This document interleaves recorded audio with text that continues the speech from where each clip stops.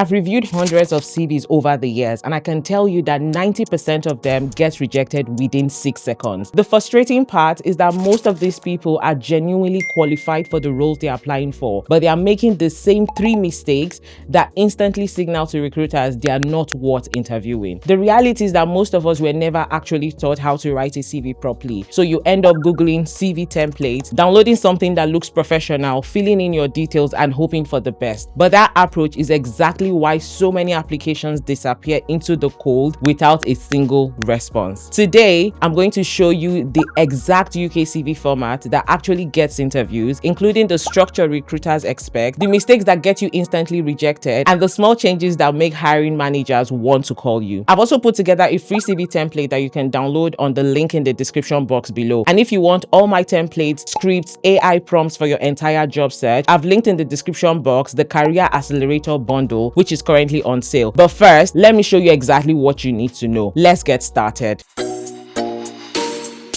So before we get into the structure, you need to understand what's actually happening when you submit your CV. Because once you understand the process, the format makes complete sense. Most companies now use something called an applicant tracking system, or ATS. This is a software that scans your CV before any human ever looks at it. The ATS is looking for specific keywords that match your job description, and if your CV doesn't contain enough of them, it gets you filtered out automatically. You could be the perfect candidate, but if your CV isn't optimized for ATS, you'll never get a chance to prove that. Now, let's say your CV does make it past the ATS and a recruiter finally sees it. How long do you think they actually spend reading it? Studies show that the average time is between 6 to 7 seconds for the initial scan. In those 6 seconds, they are deciding whether to read further or to move on to the next candidate. So your CV needs to do 2 things. 1, it needs to get past the robots, and 2, it needs to grab a human's attention in under 7 seconds. Most CVs fail at both because they are using the wrong format, the wrong structure, or they are buried in irrelevant information. So let me walk you through the exact structure that UK recruiters expect.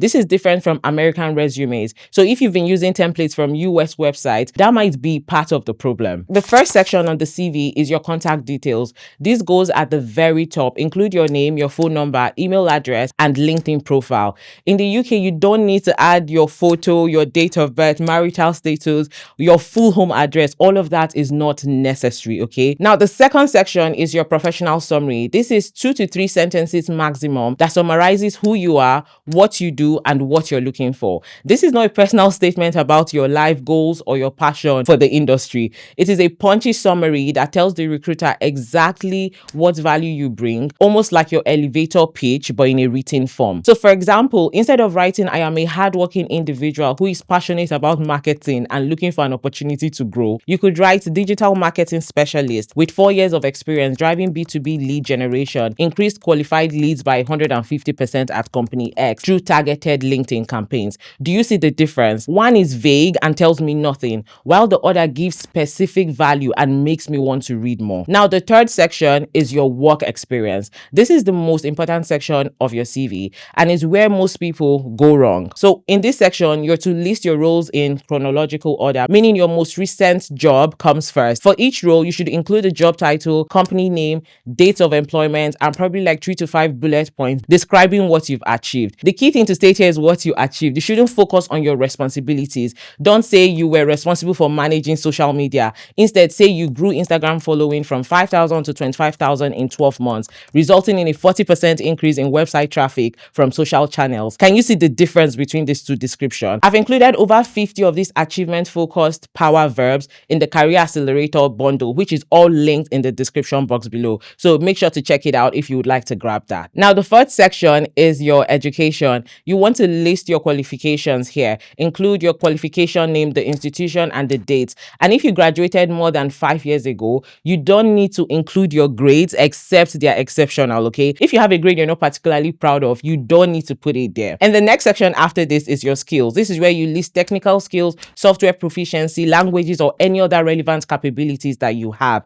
Keep this section focused and relevant to the job you're applying for. The next section after this is optional and includes things like certifications, volunteer work, or relevant interest. Only include this if it actually adds genuine value to your candidacy. If it doesn't, there's no need to add it to the CV. Okay, you don't need to pad your CV with irrelevant hobbies just to fill space. Now that you know the structure, let me tell you about the 3 mistakes that get CVs instantly rejected, because you might be making these mistakes without even realizing it. Now, the first mistake is using a creative CV or an unusual format of a CV. I know those colorful CV templates with sidebars and graphics look nice, but they are terrible for ATS systems. The software can't read them properly, which means your information gets scrambled or lost entirely. So what you want to do is stick to a clean single column layout with clear headings. And something worth mentioning is that you might want to skip all the bright colors, the bright orange, the bright neon green, and just keep it simple with black and white. And if you must use color, maybe dark blue. Now, the second mistake is using a generic CV for every application.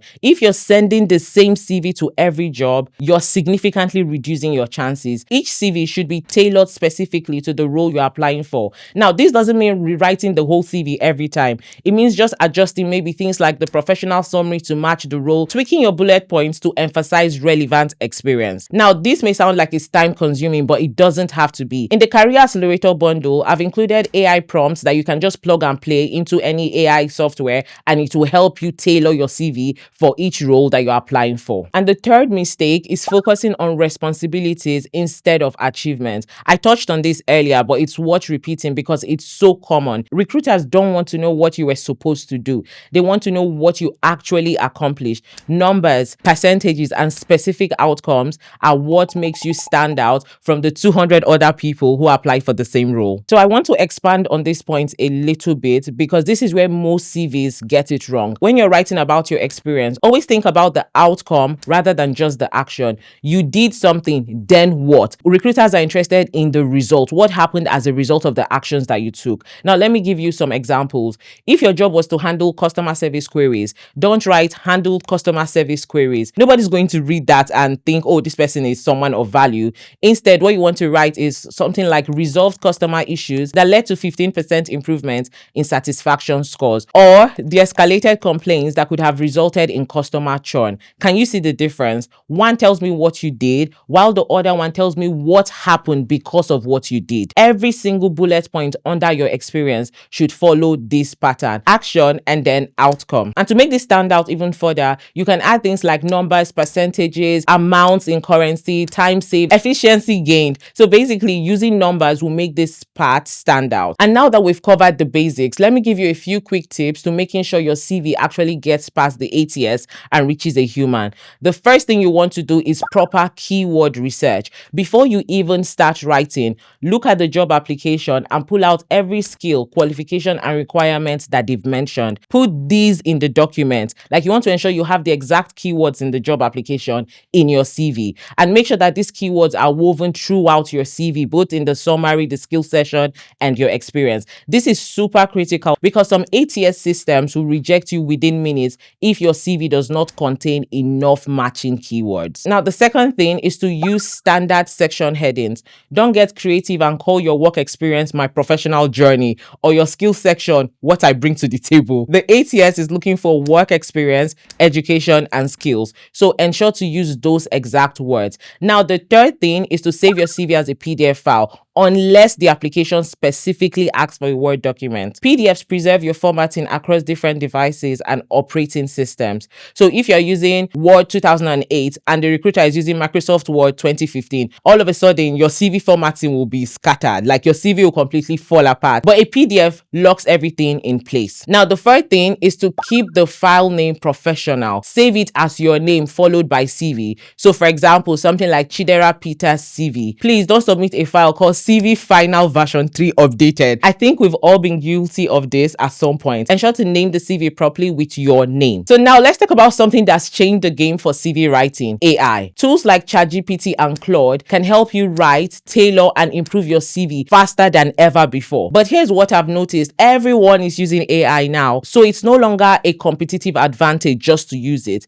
The advantage comes from how well you're able to use these AI tools. Most people open ChatGPT, paste their CV and say, make this CV better. And they get something generic that sounds like every other AI written CV. The people who get the most out of AI are those who have mastered prompting, meaning they know exactly how to instruct the AI to get specific, tailored, high quality outputs. So for example, instead of saying improve my CV, you could prompt the AI with specific job description, ask it to identify the key skills required, and then have it rewrite your bullet points to emphasize those skills using outcome focused formats that we spoke about earlier. So I've spent a lot of time developing prompts that work specifically for CV writing, and they've helped me create CVs that landed me interviews every single time. I've included all of these detailed prompts in the Career Accelerator bundle, which is linked once again in the description box below. So one last thing before you submit your CV, I want you to do this quick test. Print it out or look at it on your screen and set a timer for 6 seconds. In those 6 seconds, can you identify your current or most recent job title? Can you identify one impressive achievement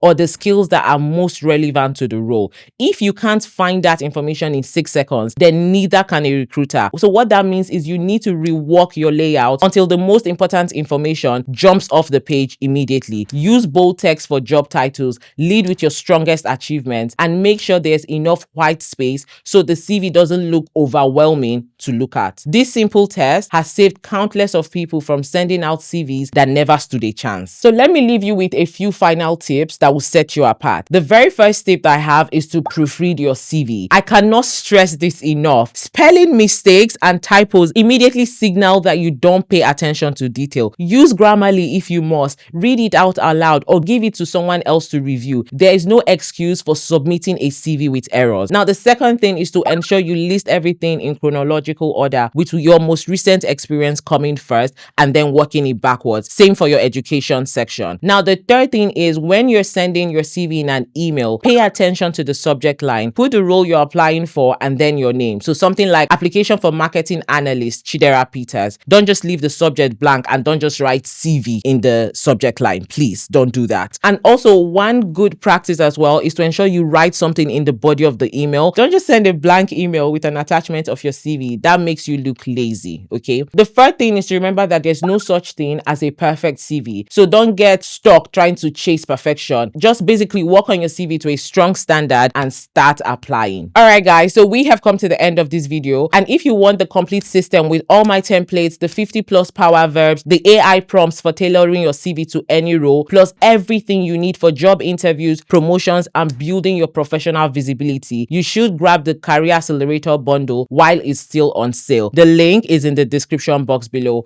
And if you found this helpful, make sure to subscribe, because next Friday at 7 p.m, I'm sharing my exact interview systems that have helped me land every single job I've ever wanted. And I'll see you next week. Till next time, guys. Bye-bye.